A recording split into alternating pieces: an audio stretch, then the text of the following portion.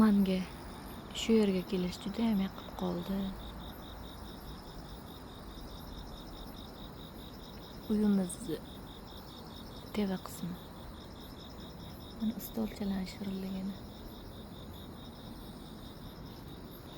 Judayam chiroyli.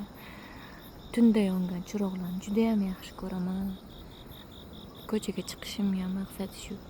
Qara. Mazza qilib dam olyapti, yuguryapti. Uchrashib yuribdi, sevishganlar, xotinlar, yoshi katta, ayol, erkak, xotinlar.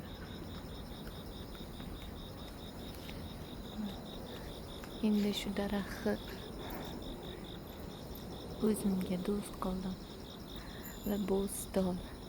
Bu meni metkam bo'ladi. Sheyga kelaman endi har doim. Chiroqlar, stolchani shirinligini.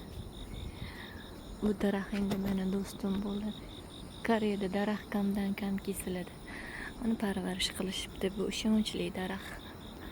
Endi sheyga kelaman.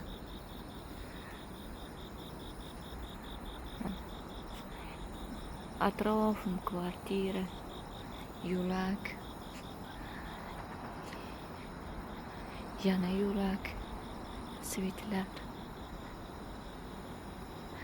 Maydalab yomg'ir yog'ib tursa, yaxshi ko'rgan musiqangiz yangrab tursa, shunaqa joyda yursa, ko'ngliga yoqqan inson bilan, do'sti bilanmi, turmush o'rtog'i bilanmi, bular hozir ismindalar. O'shanga uchun chiqa olmaymiz. Ikkita bolalari bor, ikkita go'dalari bor. Isminda ular endi qarab etdilar. Bugun navbatlari edi.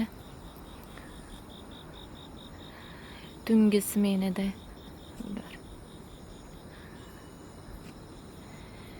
enegalik qilib etdilar ikkizak bolalarga. Maoshi kattaroq ishdan chiqib, ikkizak bolalarga, ikkita o'g'il bolaga qarab etdilar.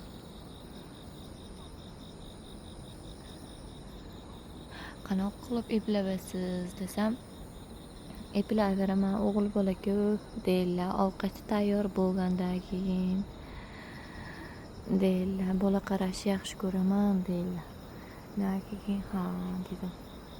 O'rningizga men bora qolay, ismingga tura qolay desam, yo'q, men gaplashganman bolalarning onasi bilan deydilar. Ha, xo'p dedim.